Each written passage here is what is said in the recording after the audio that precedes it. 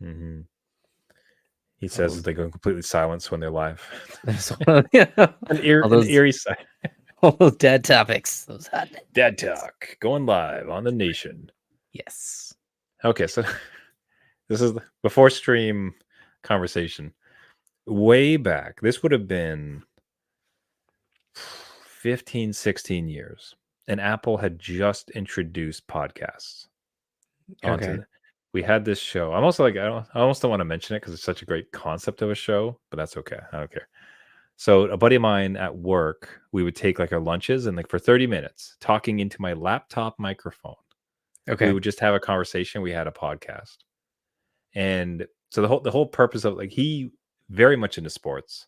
Me, I like sports. I don't follow sports. So the Okay. Yeah. entire thing was like every week, all right, what do I got to know? I go into like I was playing hockey at the time. I go into the locker room. What do I need to know to not look like a dolt? And he would just fill me in. It was great. It's a great concept, honestly. Every single week, um, and we fell off, but I would swear to you, like at its peak, we were getting like thousands of downloads Oh, really? because at that time there was no podcast. Like this is the very big. This is well before. Yeah, you could have been well established. You could have been So the if we top had tier. It pisses me. If we had just kept going, we could have been massive. But That not because of talent, just because of time. In the sense that like you're one of the first ones, and you've consistently been doing it. So now you have years of like back catalog. Yeah, you need to go back in time and say, Trevor, And continue this. I'd Don't go with Jeff. You'll fail. yeah, and I'd pitched him on something where it's like listen, like there's all these AM stations that nobody listens to, but they have to fill up 24 hours in a day. Are you telling me if we come in with like, we have this podcast and you have like 10,000 listeners, they can't put us on at the 2 a.m. to 3 a.m. slot? Like we Yeah. could be on the radio. There was this trajectory I saw where we were going to be on sports AM radio because of the podcasting. It's another, you created Yeah. a multiverse. It's another thread out It's that, there. it's that Marvel what if, except what Yeah. if we had continued that podcast? Yeah. But wasn't to be. And like I said, who knows And what. now you're here. And now we're here and the greatest dad gaming podcast Ever. ever. Number one in Canada. The number one podcast called New Dad Gaming. That's right.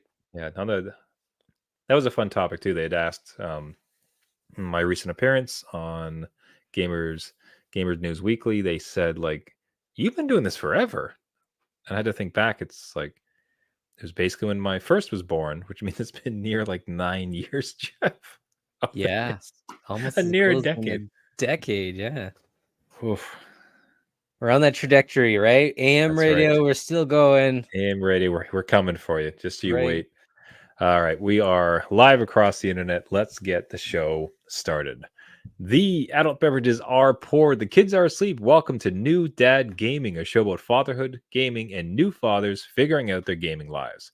My name is Trevor, and I have a 9-year-old and a 6-year-old. And I'm Jeff. I have a 13-year-old and an 11-year-old. Each week, we try to show that just because you became a dad Does not mean it's game over. So the ultimate insult from my oldest, where the game in the pool was to hit dad's bald spot with the water Oh, guns.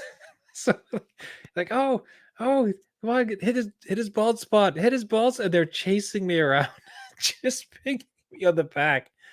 And it's equal parts. That's funny. that it's a good and burn, but bad also, tear. yeah, Like, but also that's very painful. yeah. Because it's big enough to be seen as a target now, so that's cool. That has no relation as to why I'm wearing a hat on the live episode. It's just because No. it was a long greasy day involving soccer, so I'm behatted as we record. But just hit dad's bald spot. See, I'm glad you mentioned that because we share in this pain. 'Cause my 13-year-old, the other day we're running around, we have to get to an event. I'm driving like the mother-in-law's huge van, right? So like he's in the back and can see directly because vans are Mhm, enormous and whatever. I'm in the captain's chair and mhm. he's like, hey dad, where are we going? What are we doing? Blah blah blah. Like tons of questions. Like keep Mhm. going. And like, why do you have a bald spot? I'm like, Oh, it's okay. just great, Okay. great. Wh- Thanks. Why am I not buying you ice cream today? I don't know. Why am I asking you to exit the vehicle? I don't know. Why are we no Yeah. longer going to your soccer practice today? Yeah. Just like, Yeah. It was just so casual, so matter of fact. And like you were saying, you're like, haha, but like but hey, dads, we can all revel in that pain. We can all be in that together as we try to grow older with games with our kids as they get wittier and meaner, I guess you would say. And speaking of rites of passage and kids getting meaner and us getting weaker, let's talk Mario Kart. yeah. We had Jeff and myself had the distinct pleasure of joining Nintendo for what they were calling Dad's Night Out. So they got together a bunch of us gaming dads across the streaming verse, I guess you could call it, Twitch folks, podcast folks, and others. Uh, Showed us some of their upcoming projects and games, which we'll be posting some on our socials to kind of talk about them. They look really great. And otherwise, just got all our dads playing in Mario Kart. I was awful. I don't know. I just bottom tier the entire time. It's just I'm so bad at this game. Like, and you smoked me a few times too. That I appreciated. That's real nice for your fellow co-host. How did you do in the match?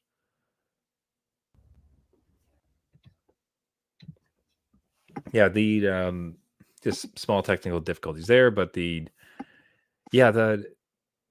it's hard to describe. Like the one gentleman, I'll try to link his name in the show notes because it sounds like he runs a fairly fascinating Twitch channel where Mario Kart tends to be one of like the key things, and it's competitive Mario Kart. So it's not just some rando. Let's play a little bit. Like this guy has all the cheats, has all the exploits, has all the shortcuts, and in this match too, consistently every single match, like first place, like not even close. Yeah, well, I gave him a run for That's like that right. last one. I was close. I was hoping somebody had that blue shell like Mm. packed because I was like right on his trail at the finish line. So I almost got him. You But were one. You were an opportune. What would you call it? Question mark box yes, away from a victory. it was so close. I'm like, come on, lucky question mark. But no, it never happened. I did swap in my 11-year-old Hmm. for one of them. And they talk smack the entire time because they were watching me play this. I'm like, okay, fine, you go in, and they didn't know the buttons, Trevor. So I'm like, Mhm. haven't you played this forever? And they're like, I haven't played for a long time. And they were I'm trying to just- figure out the gas. I'm like, well, you finished in 12th. So Who's cool now? who is talking smack anymore? But no, it was a fun time. I think again, just relearning even Mario Kart and going back into it. It was Yeah. a good experience. Yeah, fantastic event. So obviously, Nintendo, thanks a lot for the invite to the dear old new dad gaming here. Some of the other titles I was obviously interested that they saw. One well known like Nintendo, Nintendo from Minecraft, which Yes. is more of a reminder that it exists. And again, you see it and just like this is such a stunning thing, something I might look into for my kids. One that I'd seen in preparing to play with everybody, but had not touched was Star Wars Hunter. Yes. Star Wars Hunters. Now, this basically looks like Overwatch, but for family and Star Wars. Yeah, I hadn't known about this for until it dropped and Nintendo just announced it at this experience where I'm like, oh, this would be a neat thing if you again your kids into Star Wars, something to try out. I think it's Yeah, free to play to get into it. that's the thing. So it is on Switch, which is always great, especially if we're just family friendly. It's probably, I think it's cross-platform. I'm not sure if it was Nintendo exclusive. I have a hard time believing it would be. Actually, sorry, let me bring it up. Star Wars Hunters is here. Step into the arena, new competitive battle game on Nintendo Switch and mobile devices. Oh, so it is Okay, exclusive. Okay. but it is mobile devices. So as far as looks like, so let's actually see these. Yeah, That's so good though. That's good because that means they've designed the game around those devices versus like the Switch trying to handle something that it wasn't. yeah, meant to handle, being a 8-year-old console. So that makes for an even. So yeah, gaming dads, take a look at this one. I think honestly, like, it's one of the more interesting titles that I saw, because that would be, given the Nintendo angle. I don't like. I'd be concerned about some of the introducing them into economies where they're going to have to purchase, but ultimately, I think that's something that we can navigate. And if it is a free game, and because it's on Nintendo, you're kind of assured that quality, that the kind of safe working space where like kids can kind of play without much issue. And then Yeah, should your kid have an iPad that they game on, or a phone, like they're in the Star Wars universe, this could be a good get. yeah, and especially if it does have crossplay, that would be very helpful for families, and if there's only one Switch in the house, for the kids to play against each other or on a team, hopefully on a team, I so mean, we I won't. think, so that's a great point. And actually, one of the things that works pretty well in our house for Minecraft, for instance, is the kids will be on the console and I'll be on my phone. And because you can do that crossplay, like we're able to like sync up and play. Same with Among Us. So the fact that that's a pretty decent angle for kids and the parents, Yeah, where parents get on your phone, kids get on your Switches. yeah. So It's like you're handed that, like, ratty second yeah, controller, second player basically. controller, you're like, I guess I'll play on my phone. Okay." Yeah. So hey, another big shout out to Nintendo. Thank you so much for the invite. That was another blast and event. And hey, we learned something. Star Wars Hunters. Got to check it out Mm. for now. PSA for dads. I had just discovered this. We recently had a birthday and came across this, thought it would be garbage, and it turned out to be fantastic. So what I'm talking about is reusable water balloons. Okay. Reusable water balloons. I'm So wondering how this immediately you're works. thinking that they're going to be garbage. I was right there with you. Yeah. They're amazing. Now the ones we got, funny enough, we got to try a couple just because we'd ordered a few, and then bizarrely he got one as a gift. And the one that worked phenomenally well. It's one off Amazon. They're biodegradable, so in time they will just disintegrate back into the earth. So not made out of like just straight plastic, but it's a light plasticky film, and then it's got two rings around it with magnets. You put it under the water, and the two magnets naturally attach to each other, and in so doing, produce a pretty full ball of water. Hmm. And then, given that there's just magnets and not super tight, they're tight enough to keep the water in, but as soon as they hit somebody, just boom, splash. So the reload of it, because the magnet thing is super fast. So you just run up to a thing of water, it clamps together. And, if you do check with this video, I think, Jeff, you're seeing this for the first time. Yeah, We're yeah. seeing a 4-year-old do it. He opens it, dips it down, and just naturally the two sides go. And that ball, I'm telling you, that's pretty firm, pretty throwable. Smash, just opens up. These things are awesome, man. Because as you must have, everyone here has likely had the experience with the 100 balloons Yeah. that you attach the hose to, and boom, you get all the tiny little balls. And then you get to clean up 100 little pieces or 1,000 little pieces of plastic across your damn yard, Mhm. killing baby bunnies. It's a nightmare. All sorts of wildlife is gone because of Yeah. So just to say, I was skeptical. We used it. I could not believe it. So this is just a PSA as we're entering into the summer months.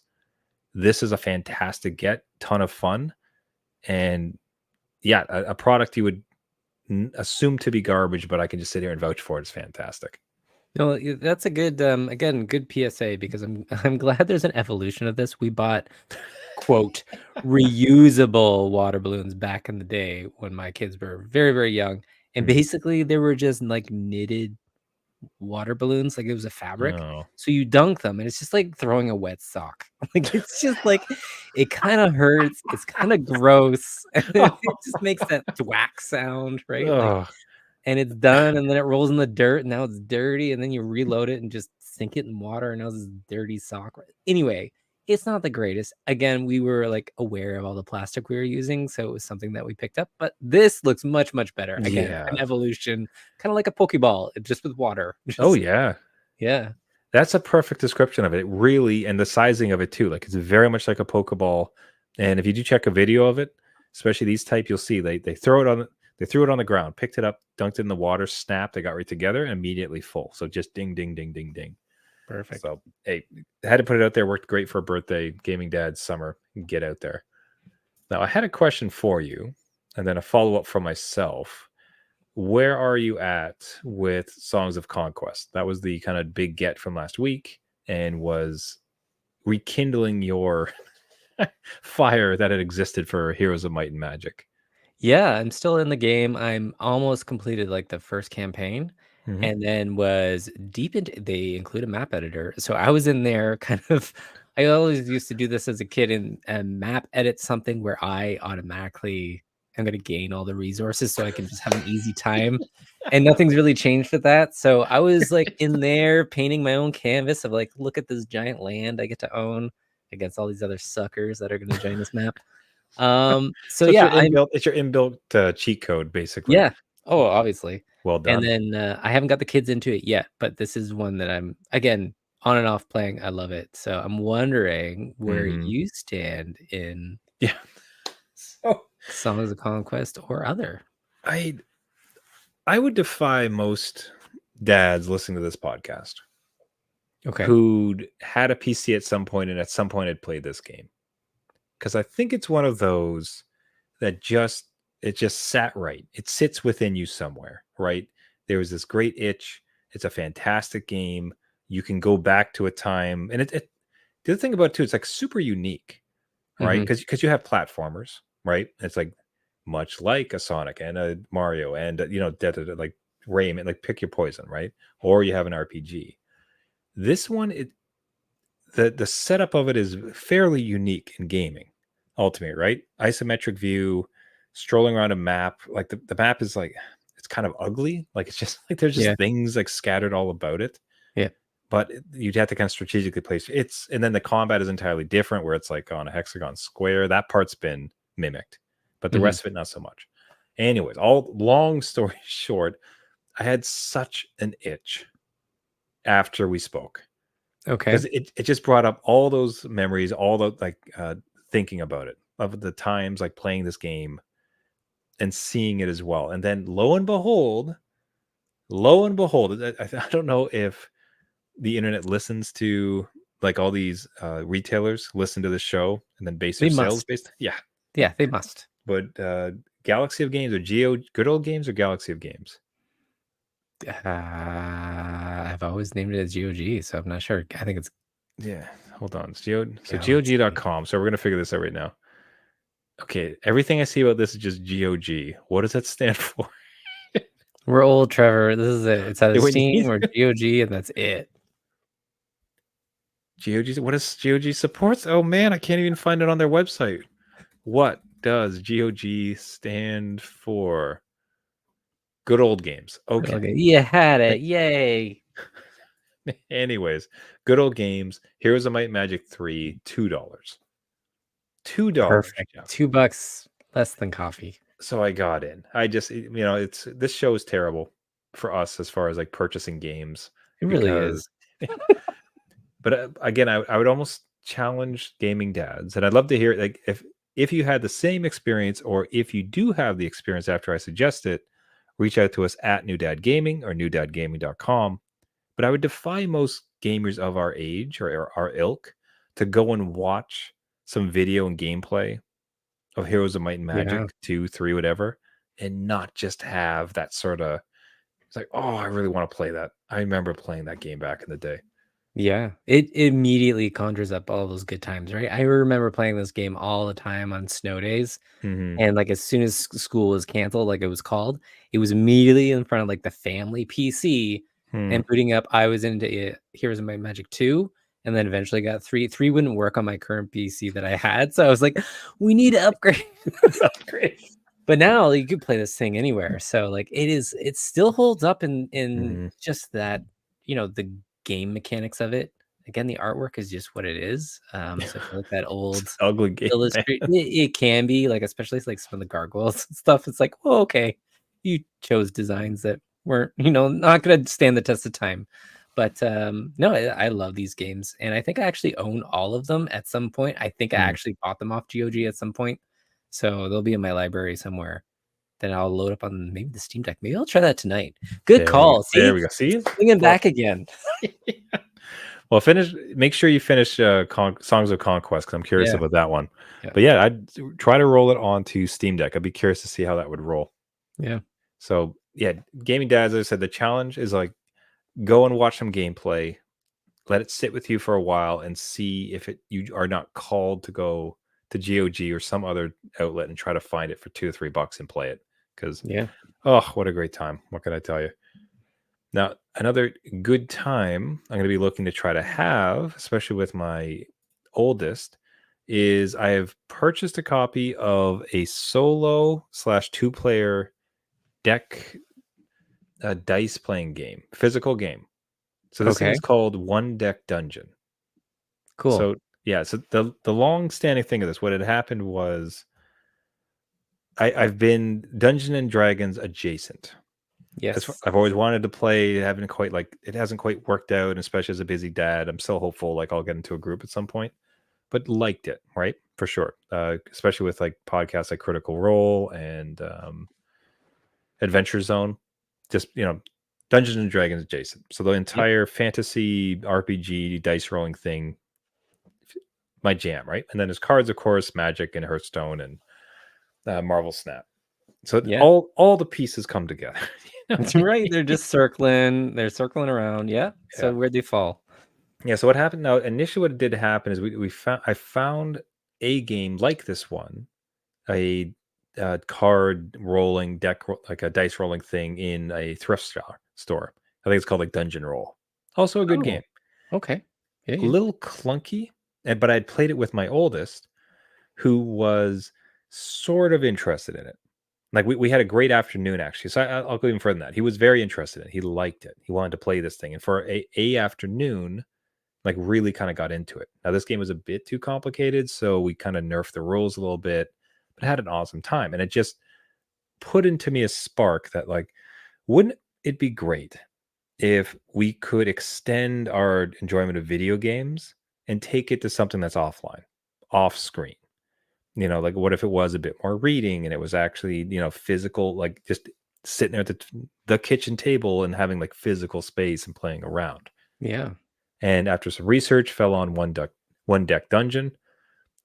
Fairly simple, cool mechanics though, like, and the way the cards and everything kind of play onto each other is really clever and a lot of fun.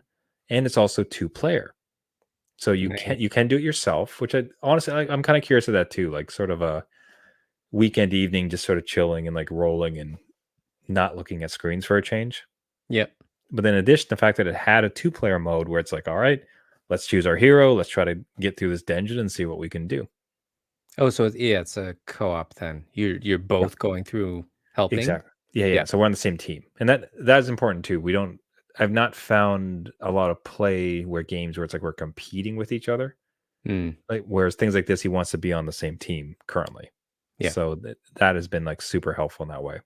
So That's a good phase to hold on to that yeah. phase because my kids are very much the opposite. They're like, no, no, no, I don't want to be on your team. I want to beat you at this. So all out for blood. How'd that yeah, work out for the Nintendo event this evening? By the way, it go ahead and did tell that story. not. No, I was going to say tell the story, like what how your son got humbled a little bit upon the throne of Nintendo. Again, picked up the controller, said, let's go on this course, and then yeah, didn't really finish that course in a good place if it was, second last. Yeah, But so Jeff's kid is sitting beside him, just chirping, "Hey, do yeah, better, Dad, do better." Jeff yeah, gives him the controller for one round, just a Nintendo event, yeah. playing Mario Kart, and just blows it. Sucks. Just blows it. And this is a person that's watched YouTube videos on like what mechanics to Mm. pick too, and they blew it. So I have bragging rights for a long time. That's all I'm saying. Well deserved. Well Yeah. deserved. Yeah. So, anyways, I will report back. We haven't. It's arriving this week. I just have a bunch of excitement about it, just for myself. I think the kind of a slower pace, non-digital type outlet, and especially again as a dad who would like to kind of play these dice games, but I can't commit to a team of like getting together with folks like for 4 hours every couple weeks. Yeah. This And this seems like a nice outlet. It does, and just to give the viewers, the audio listeners, of what I'm looking at of the game, it is quite tight as well, so you don't need a huge table. No, It no, looks no. like there's, like, 3 or 4 stacks going, and then you're off. So it Mhm. looks like you could play this in a small space, right? Just on Mhm. a coffee table or something, so Yeah, see, that's what I kinda liked about it too. That's a really good point. I'm glad you brought that up. Like, one thing that's kind of guided my decision making was actually that sort of, limited yeah. scope, You're because not you see taking some over the board kitchen? Yeah. No, well, you I see get some of it. these board games, they cost 100 to $200, Yes, yeah, and yeah. there is 1,000 pieces Yep. and a million rules, and this one is, like, by its namesake, 1 deck dungeon. The entire thing is a tiny box, 1 deck of cards, and then a whole bunch of dice. Yep. So, but where some of the really cool things are is how they've designed the cards so that, like, things slide under one each other and then reveal other pieces. So super excited for it. I'll report back. Yeah. Yeah. And much like the other stuff, gaming dads out there, if you have recommendations for such a title that might kind of scratch this itch, especially playing with my sons, or you've had great success, or anything else you can recommend on this type of real world deck and dice type stuff, reach out to us, newdadgaming.com or at newdadgaming. Now, going back into screens and still hitting on the same nostalgia that we were playing with before, looking at our Heroes of Might and Magic. So Yes. Final Fantasy 9. Now this I got confused by this story. So why don't you cue it up, because I thought you were referencing something I'd seen, but you're actually not. It's something entirely different. Yeah, so it's been rumored for a while that Square Enix is remastering Final Fantasy IX, and that it's been cooking for a while, and even so much info has been, like, circling that they had sent it out to be done, and they weren't really happy with it and brought it in-house, and now it's almost complete, and we Hmm. should get a reveal soon. And the way that this, like, again, good inside sources, I guess, but, take it with a grain of salt. But they've done this before where even the Final Fantasy VII Hmm. remake was pushed out and then brought in because they weren't quite happy with it. And now they might do the same with Final Fantasy IX, which I think we both played. So it is an Hmm. interesting one if it does drop, if there is a remaster. Again, a single one, not a trilogy. But, Hmm. like, let's see where it is. But you had a different kind of concept of what this was. So God. Well, firstly, as soon as you said a trilogy, that made me sad for a second. Because if they make this into a trilogy, no, they like should. they did Final Fantasy VII, I know. because I know this, and it is one of my most beloved Final Fantasies for sure. Final Fantasy 9. Yeah. Absolutely adored this game. I had, like, huge, phenomenal memories of this game. Right. So no shame in saying one of my favorites. And actually, I've already bought a remaster, or I guess you'd almost just want to call it HD. So it's for iOS. Yes. You can buy. Yeah. It works on there. Played through the entire thing. Just adored it. Love this title. Now, initially, what I'd seen though, and we might have covered it before, but it's Final Fantasy 9 Memoria project, Yes. Yeah. Yeah. Yeah.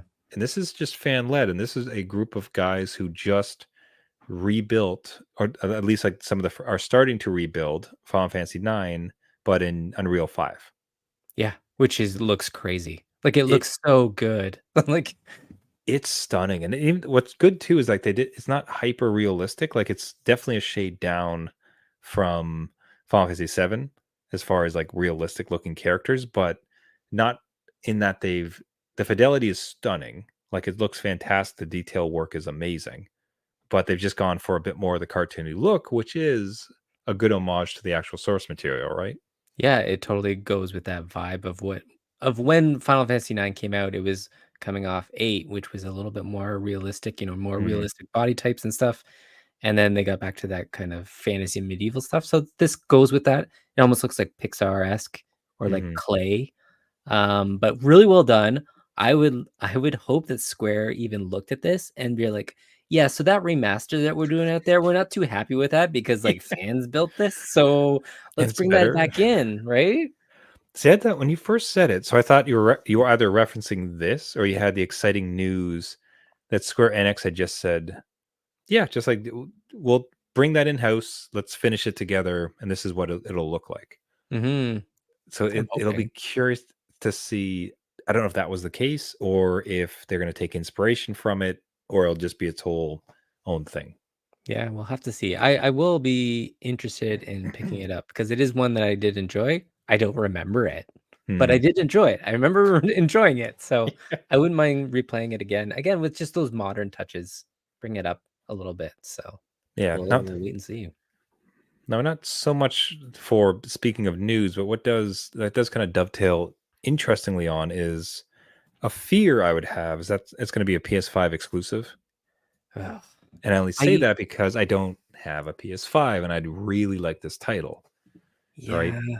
But the cross section here is that Square Enix has recently said they're going to stop with not stop's not the right word, but they're going to like more seriously look at cross-platform releases for all of their titles. Yeah. Because I think with Final Fantasy 7, was it 7 that they were unhappy with the numbers with, where this is why which had spurned them to start looking at other platforms, or what was the impetus for the announcement of Square Enix going to other platforms? I think it was a few things. So 16 didn't do that well for them. Again, it Mm. sold millions of copies, but the Square, like, no, that's not Billions, enough. yeah. Same with Remake and Rebirth, millions of copies, but it didn't meet the expectations. And then they've had some, completely big flops like Foam Stars, which was like their live service, Splatoon, like that Mm, died almost immediately. So I think they're just in a space where they're making exclusives, not getting enough money for it to be exclusive, and then losing out on a lot of that audience. And I'm all for it. Like, spread that love. I mm, wouldn't mind anybody with an Xbox or even a Switch to mm, get in on this, just depending on what it is, as long as it's not holding anything back. But I'm hoping it's just, push it out. Maybe it's on Game Pass. Maybe it's just something that mm. is just fed everywhere. So Yeah, I think you'll be able to play it. I don't think it'll be PS5. Like, look at these shiny, shiny graphics. I mm. think they'll hit that PS4 era. Okay, I'd be So curious if it like the new version on Switch would be great because Final Fantasy living on Nintendo has always been great. yeah, Um, somewhat selfishly, I think like what has been great is like I've really enjoyed Xbox. I'm glad I have the console, but it's really been taken over by the kids yes, to the point where like okay, they have all their games installed, and for me to install my games, I'd have to delete theirs. And I know I can stream them, but that's still there's just enough like that's not 100% yet. So like I find myself a bit resistant. So my main gaming system right now is PC because I have a good okay. gaming PC. So for myself, when I'm thinking of Final Fantasy 7 Rebirth and maybe 9, if this is where they go, like I'd like to see them also launch on PC. Yeah, I mean, it's coming. Like, they've said 16 is coming to PC. Hmm. Rebirth is next up. And maybe this one is one of theirs, like, let's just drop it everywhere at once. Yeah. No exclusivity. We need the dollars. We need the game sold. We need Trevor happy. We need New Dad Gaming New dad, happy. new dad on our side. They keep going to these Nintendo events, but they're not showing up to ours. Right, exactly, Ugh. right? So I Jeez, would, free I mean, tickets. so that is confirmed though. Rebirth, Final Fantasy 7 Rebirth will be on PC. Yeah, well, they haven't officially confirmed, but they Hmm. said it will. The exclusivity ended end of May. So Okay. Integrate and Remake were on PC, so it's only like the second one is going to be on PC. It's just a matter of Okay. when. Perfect. Because I really want to play that one, but Yeah, I'm not gonna buy a PS5. I'm not spending $600 to play that game. So if it can come over to PC, that would indeed make me very happy. again, make Trevor happy, Square Enix. I know you're listening. Let's do this. Come on. And man, Final Fantasy 9, like that would be so happy. That'd be phenomenal to get back into that world.